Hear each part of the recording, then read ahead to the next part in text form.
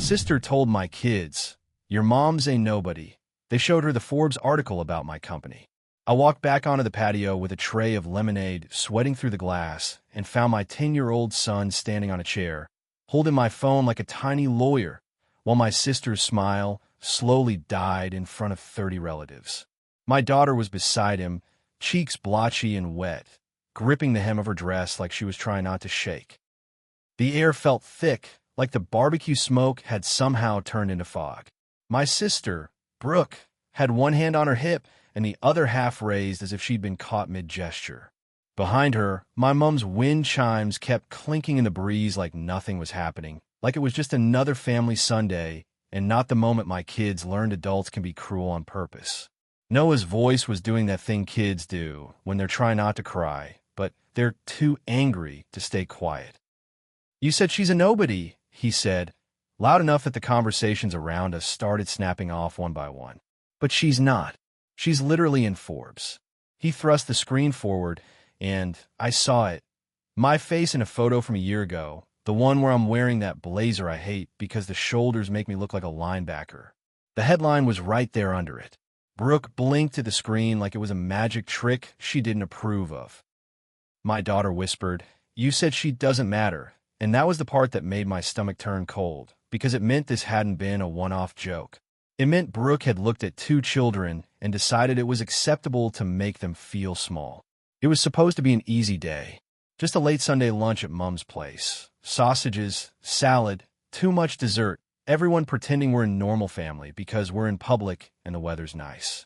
Brooke had texted earlier, "Bring the kids, they can play with my boys." I almost didn't go because Brooke and I have a history that could fill its own Reddit thread, but Mom's been pushing for togetherness ever since Dad passed, and I'm exhausted from always being the difficult one for having boundaries. So I packed snacks, sunscreen, spare clothes, the whole mum bag circus, and told myself I could survive a few hours of polite smiling.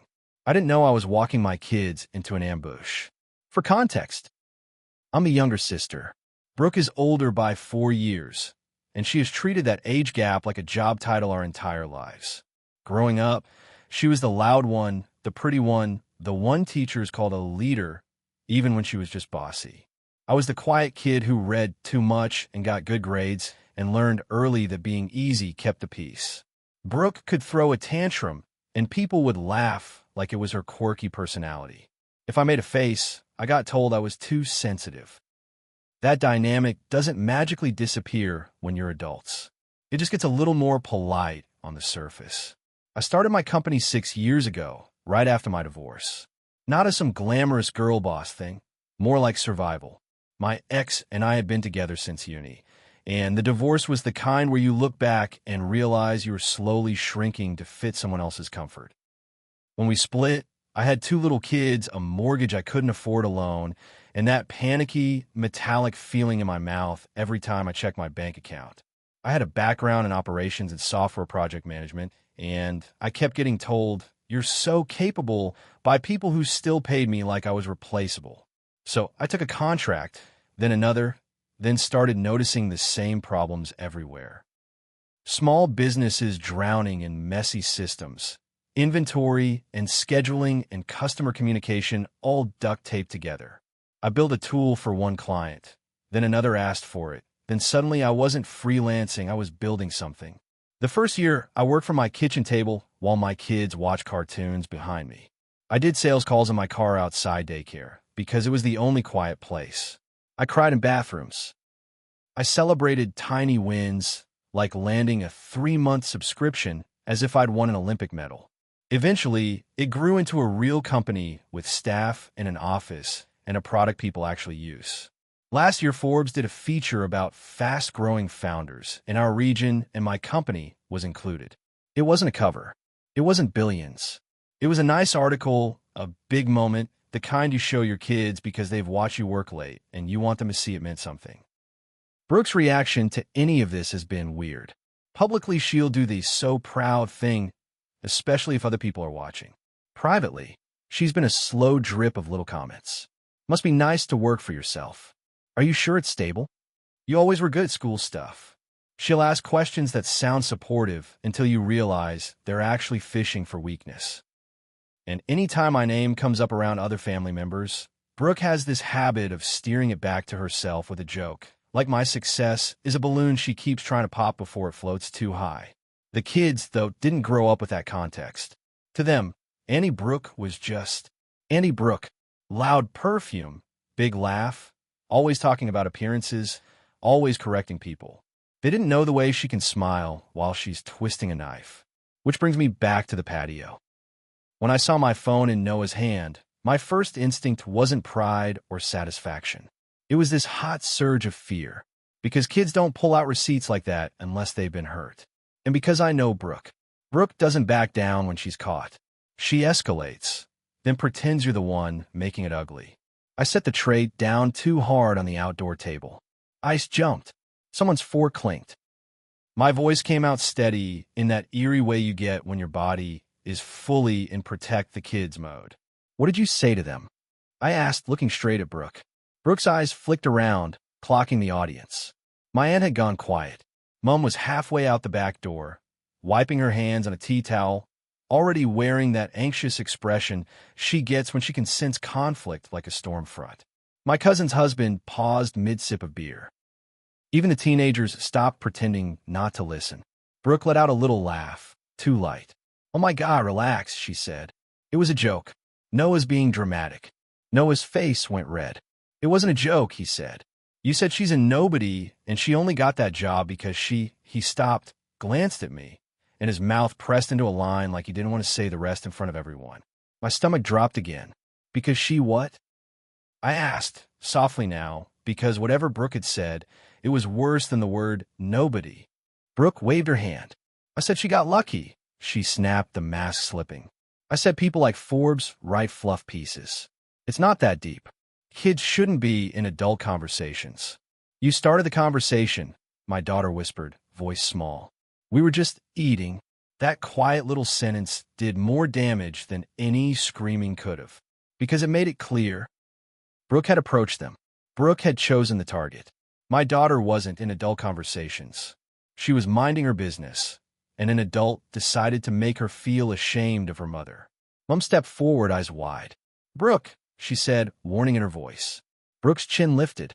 "Mom, don't," she said, already defensive. "You always take her side." And there it was, the old script. Brooke as the wronged one. Me as the golden child who gets favored because I don't fight in public. Except I wasn't willing to play along today, not with my kids standing there like that. I crouched in front of them and took my phone gently from Noah's hand. His fingers were trembling. "Hey," I said to him quietly, "thank you for standing up for me, but you don't have to prove anything to anyone, okay?" Then I looked at my daughter. "And you, come here." I wiped her cheeks with my thumb. Her skin was hot. She leaned into me, and that tiny movement, trust, made my eyes sting. I stood up again and faced Brooke. "Apologize," I said, plain and calm. Brooke laughed sharp. "For what?" "For telling the truth. For insulting me to my children," I said. "For calling their mother a nobody." "I didn't call you a nobody," she snapped instantly, even though we all heard it. "I said you act like you're somebody now. You walk around like you're better than everyone because you got a little article." I felt my face flush with heat. "I don't walk around like I'm better than anyone," I said, trying hard not to shake. "I go to work. I pay my bills. I raise my kids. I show up to family lunches I don't even want to come to. And I don't tear other people down to feel taller." Brooke's eyes glittered. "You don't," she shot back. "You bring up your company constantly. You stare daher, honestly stunned." "I don't bring it up," I said. "Other people ask because it's my job." I answer politely. "You're the one who can't handle it." My aunt made a low sound like she was about to intervene, then thought better of it. Mum's hands were clenched around her tea towel, so tightly her knuckles were pale. Brooke's voice got louder, like volume could rewrite reality. "You're poisoning your kids against me," she said. "Look at him," waving Forbes in my face like a weapon. "What kind of parent teaches their children to? You called their mother a nobody." I cut in, and my voice finally cracked the tiniest bit. "They didn't invent that. They reacted to it." Noah blurted, "You always do it." and everyone's head snapped toward him. Brooke's face changed. "Excuse me." Noah swallowed, looking suddenly like the 10-year-old he is. His bravado wobbled. I put a hand on his shoulder. "What do you mean, buddy?" I asked gently. He looked at Brooke, then at me. "She says stuff," he said, voice quieter. "Like, when you go to the bathroom, she tells us you're just a mom with a laptop. And she told Mia that if you're so rich, you should buy her new shoes." His brows pulled together, angry and confused at the same time. "And she said you probably don't have real friends because you're too busy pretending to be important." I felt like I'd been punched. Not because I care what Brooke thinks of me. I'm numb to that. But because she'd been doing it to them. Whispering poison when I wasn't in the room. Teaching my kids to doubt me. To feel weird about being proud of their mother. That is a special kind of low. Brooke's mouth opened and closed. "That is not," she started. Mom's voice cut through, trembling with fury. "Brooke," she said, and I have heard Mom disappointed before, but this was different. This was disgust. "Did you really say those things to the children?" Brooke looked at Mom like she'd been betrayed. "Mom, don't be dramatic." "I'm not being dramatic," Mom said, and her voice sharpened. "You're humiliating your sister through her children." Brooke's eyes flicked around again, realizing she was losing the room. She did what she always does. She went for the weak point. "You've always babied her," she snapped at Mom. "You've always treated her like she's fragile and special." I felt my whole body go hot. "Stop," I said, and it came out like a warning. Brooke turned on me. "You want an apology?" she said, voice dripping. "Fine. I'm sorry your kids are so sensitive." My daughter flinched like Brooke had physically hit her. That was it. I didn't yell. I didn't throw a drink. I didn't deliver some perfect speech. I just felt something in me switch from manage the situation to protect my kids at all costs. "Okay," I said, voice calm in a way that scared even me. "We're leaving." Mom took a step forward. "Honey, no," I said, cutting her off gently. "Mom, I love you. But we're leaving." Brooke scoffed. "Of course," she said. "Run away. That's what you do. You can't handle anyone not worshiping you." I didn't look at her. I focused on my kids. "Shoes," I told them softly. "Let's go." Noah was still shaking with anger. "But, I know," I said, squeezing his shoulder. "We're not doing this here." As we walked past Brooke, she leaned in slightly and hissed, low enough that maybe only I could hear, "Enjoy your little article while it lasts." And I realized, with this weird clarity, that Brooke wasn't mad about Forbes. She was mad about what it represented. That I'd built a life without needing her approval. That the family narrative of me as the quiet little sister hadn't held. That I wasn't stuck in a role she understood. In the car, the kids were quiet for a minute, the kind of quiet that scares you because you can feel their brains replaying everything. My daughter finally whispered, "Is she right? Are you nobody? I pulled over." I didn't even care that I was half blocking a driveway. My chest felt too tight to keep driving. I turned around in my seat and looked at her small face, the damp lashes, the worry lines that shouldn't exist on a child. "No," I said firm. "Absolutely not. And listen to me. Forbes doesn't decide if I'm somebody. A magazine doesn't decide if I matter. You decide how you treat people. You decide your value." Noah's voice came out shaky. "Then why did she say it?" "Because she's insecure," I wanted to say. "Because she's mean. Because she has a hole inside her she keeps trying to fill with control. But they're kids. They don't need my psychoanalysis of their aunt. They need safety. Because sometimes adults say ugly things when they're jealous or unhappy," I said carefully. "And that's about them. Not you. Not me." Noah stared out the window, jaw clenched. "I hate her," he said, and his voice was thick. I swallowed hard. "You don't have to hate her," I said softly. "But you also don't have to be around someone who talks to you like that." My daughter's lip trembled. "Are we in trouble?" That broke me a little. "No," I said quickly. "You are not in trouble. You did nothing wrong. I'm proud of you for telling me." Noah looked at me then. "I only showed her the article because you worked so hard," he said, and his eyes went shiny in that brave kid way. "And she made it sound like you don't count." My throat burned. I reached back and grabbed his hand for a second, squeezed. "Thank you," I whispered. "But next time, if anyone says anything like that, come get me. You don't have to fight adults." When we got home, I made them grilled cheese because that's my default I love you language, and Jenna, my wife, listened to the story with that still, tight rage that means she's trying not to commit a felony. Jenna's not dramatic, but she's fiercely protective, and when she heard that Brooke had been saying things to the kids when I wasn't around, her face went flat. She's been doing it for a while, Jenna said slowly, looking at me like she was seeing the pattern click into place. That's why Noah asked you last month if you were famous, and if you were going to forget us. I just stared at her. I remembered that conversation. Noah had asked it casually, like a joke, and I'd laughed and said, "Buddy, I can barely remember where I put my keys." I hadn't realized there was a voice behind his question. I felt sick. That night, Mom called me. Her voice was tired and shaky. "Can you please come back and talk?" she asked. "Brooke's upset." Of course she was. "Mom," I said, trying to keep my voice gentle, "my kids are upset." There was a pause. "She didn't mean it," Mom whispered, like she was bargaining with reality. "She said it," I replied, "and she's been saying things when I'm not there." Mom inhaled sharply. "I didn't know." "I believe you," I said, "but now you do know." Mom started crying quietly, the way she does when she feels like she's failing. "I just want my family," she said. "I want my kids to feel safe." I answered, and it came out firmer than I meant. Then I softened. "Mom, I'm not punishing you. I'm not trying to break the family apart. I'm trying to stop Brooke from using my kids as a weapon." Mom whispered, "What do you want me to do?" I hated that question because it made me the manager again, the one who has to outline the obvious. "I want her to apologize to them," I said. "A real apology. Not sorry you're sensitive. And I want her to stop talking about me to my kids when I'm not around. If she can't do that, we won't be around her." Mom went quiet, like she was weighing whether that was too harsh. That alone made me tired in my bones. "I'll talk to her," Mom finally said, small. "Okay," I replied. "I love you." The next day, Brooke texted me a novel. It was exactly what you'd expect. How she was just teasing, how my kids were disrespectful, how I was raising them to think they're better than everyone, how I hide behind success to avoid accountability, how Jenna is turning me against my real family.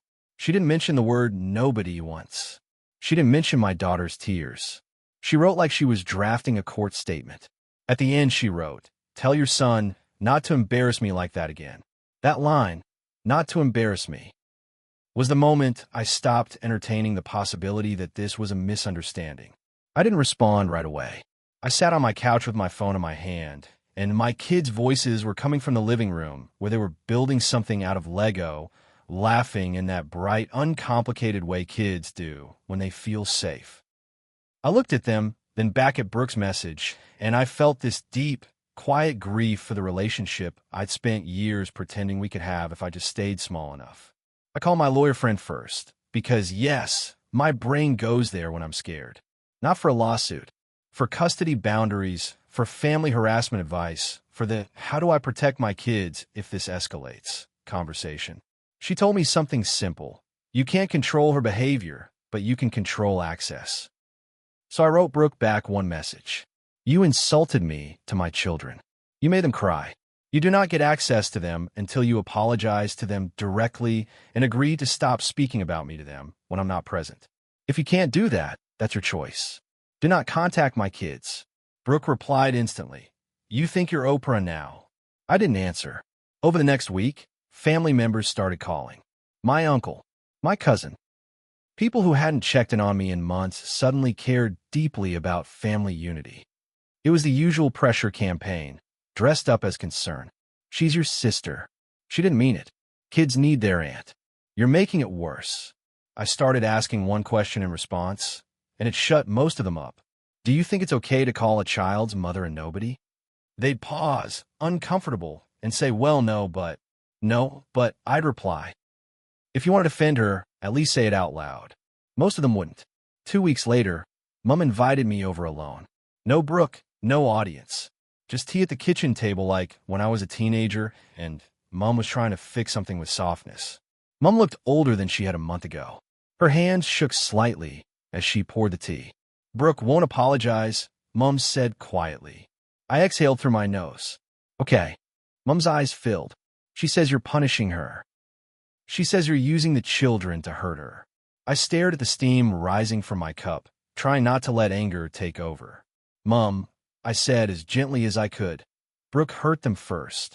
Mom nodded, tears slipping. I know, she whispered. I told her that. She said your success makes her feel invisible. I let out a breath that sounded almost like a laugh. The audacity of Brooke making my work about her feelings. So she tried to make me invisible, I said quietly. Through my kids, Mom's shoulders slumped. I'm sorry, she whispered. I should have stopped this years ago. That hit me harder than I expected. Not because it fixed anything, but because it was the first time Mom had named the pattern instead of smoothing it. Thank you, I said, and my voice got rough. I'm not asking you to choose between us. I'm asking you to protect your grandkids. Mom nodded. I will, she said. The weirdest part is, months have passed now, and my kids barely mention Forbes. They're kids. They don't care about business articles. What they care about is who makes them feel safe. They care that Mom shows up to their school concerts. They care that Jenna remembers to cut the strawberries the way Mia likes. They care that Noah can talk to me about his friend drama without me brushing him off because I'm busy. They care that when someone says something cruel, the adults around them don't tell them to swallow it for the sake of peace. Brooke still tells her version of the story, apparently. I hear through the grapevine that she calls me arrogant and says I turn my kids into brats. Sometimes I imagine her replaying the moment on the patio. Noah holding up my phone, her being cornered by a headline she didn't control, and I can almost see the humiliation curdling into resentment. But here's what I can't stop thinking about. My son didn't show her that Forbes article to brag. He showed it to defend his mother's humanity. He instinctively reached for proof because an adult had tried to erase me in his eyes. That is what Brooke did. She tried to shrink me so my own kids would see me the way she wants to see me. Small, unimportant, easy to dismiss. And I refused to let that happen. So yeah, my kids showed her the Forbes article about my company. It made a great dramatic moment, I guess. People love a neat little gotcha. But the real point, the part that still makes my throat tighten when I think about it, is that my kids shouldn't have needed to defend me at all. They shouldn't have had to stand on a chair and hold up a screen to prove their mom counts. My value isn't in a magazine, but my boundary is real. And if Brooke can't treat my children with basic respect, if she can't stop using them as a place to dump her bitterness, then she doesn't get access to them. Not because I'm powerful, not because I'm above her, not because of Forbes, because I'm their mother, and I'm somebody to them.